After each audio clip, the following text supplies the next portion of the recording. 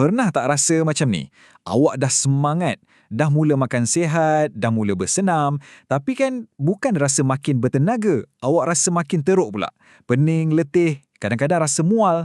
Macam tak logik kan? Hari ni kita nak bongkar misteri ni sama-sama. Kenapa bila kita nak sihat, kadang-kadang badan kita rasa macam sakit dulu? Inilah soalan yang selalu sangat bermain dalam fikiran ramai orang. Kita dah buat semua benda yang betul, ikut plan pemakanan. Tapi badan kita macam memberontak pula. Jangan risau, awak tak sendirian. Apa yang awak rasa tu sebenarnya ada penjelasan saintifik di sebaliknya. Okey, jom kita mulakan. Perkara pertama yang paling penting untuk kita faham ialah perasaan tak sedap badan ni bukanlah tanda yang awak dah gagal. Tak, sama sekali bukan. Sebaliknya, ia adalah sebahagian daripada satu proses yang kita panggil krisis penyembuhan. Ini dia. Ini adalah anjakan minda yang sangat penting. Segala simptom yang awak rasa tu, anggaplah ia sebagai satu isyarat positif. Ya, positif. Ia tanda badan awak tengah beralih daripada mod bertahan, sekadar nak lepaskan hari, kepada mod pemulihan yang sebenar. Badan awak akhirnya mula buat kerja-kerja membaiki yang dah lama tertangguh.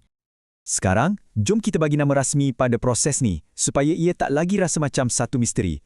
Sebab bila kita faham apa sebenarnya yang sedang berlaku dalam badan, percayalah, ia akan jadi lebih mudah untuk kita hadapi.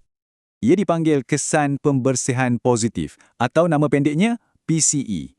Cuba bayangkan ia macam butang reset untuk badan awak. Selama bertahun-tahun, mungkin badan kita dah simpan macam-macam toksin dalam sel. Sekarang, bila kita mula bagi dia makanan yang baik, barulah dia ada tenaga nak buat spring cleaning besar-besaran, nak buang semua sampah sarap tu.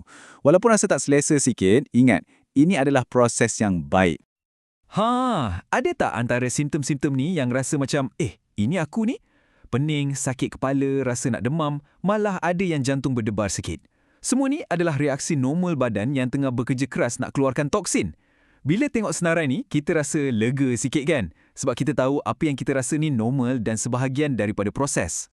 Okey, sekarang mesti awak tertanya-tanya, semua orang ke kena macam ni? Jawapannya tak juga. Sebenarnya dianggarkan hanya lebih kurang 5 daripada 100 orang saja yang akan alami simptom PCE yang betul-betul ketara. Kenapa ada beza? Semuanya bergantung pada keadaan badan kita sebelum ni. Lagi banyak toksin dan stres yang badan kita pikul, lagi besarlah kerja pembersihan yang perlu dibuat. Sekarang, kita nak gali lebih dalam lagi. Kita nak kenal wira-wira dalam badan kita yang tak dapat dilihat dengan mata kasar, tapi merekalah yang bertanggungjawab untuk semua proses ni. Jom kita kenali villi usus. Cuba tengok beza ni. Sebelah kiri tu, villi yang sihat. Bayangkan macam permaidani baldu yang tebal dan gebu. Setiap bebenang dia tu bersedia nak serap nutrien. Sebelah kanan pula, villi yang dah rosak. Dia jadi rata dan mampat. Macam cuba lap air tumpah guna span yang dah nipis dan keras. Sia-sia kan? Macam itulah keadaan dalam usus kita. Nutrien berharga dari makanan lalu macam tu je. Tak sempat diserap. Jadi, apa sebenarnya kerja hero-hero kecil ni? Mereka ni macam guard kat pintu masuk badan kita. Merekalah yang tarik glukosa dari karbohidrat untuk bagi kita tenaga segera. Merekalah yang serap asid lemah untuk kesihatan otak dan sel. Dan merekalah yang ambil asid amino dari protein untuk baiki otot-otot kita. Senang cerita, kalau villi ni tak berfungsi, encin badan kita akan kelaparan, tak kisahlah betapa sihat pun makanan yang kita makan. Okey, ini bahagian yang paling penting sekali. Jom kita sambungkan semua titik-titik ni.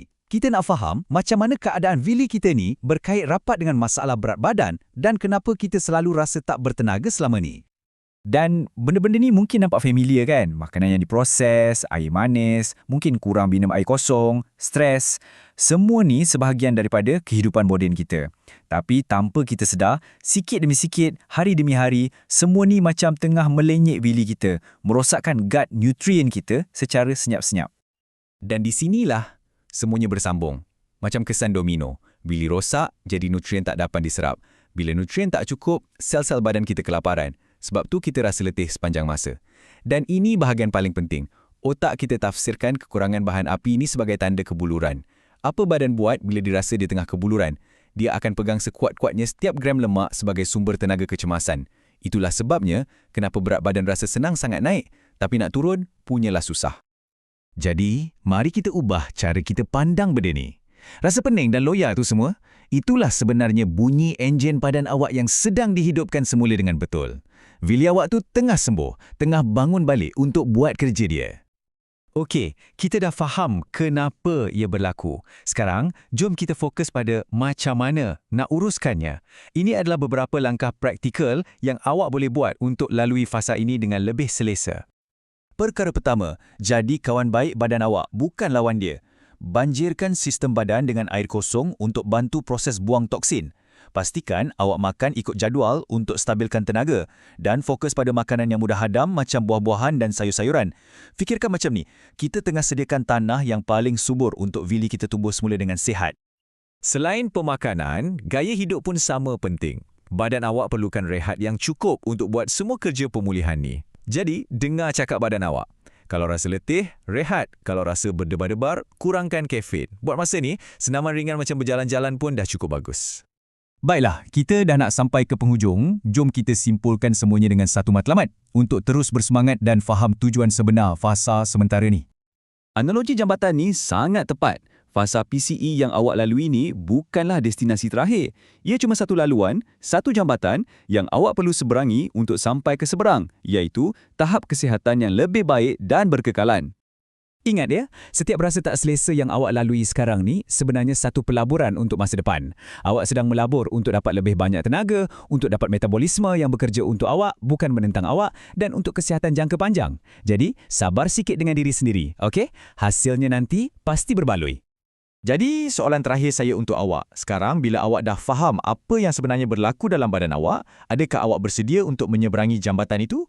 Percayalah pada proses ni, teruskan usaha awak sebab kehidupan yang menanti di seberang sana sangat-sangat berbaloi.